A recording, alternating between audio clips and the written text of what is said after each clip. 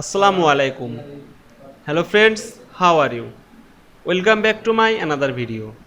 In this video, I am going to show you how to insert picture in round shape Google Docs.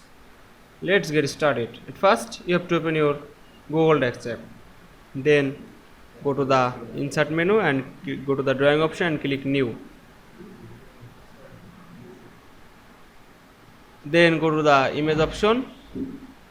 Then click browse. Now select the image and click open.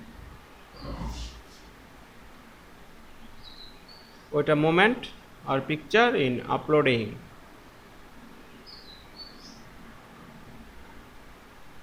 Now resize the image.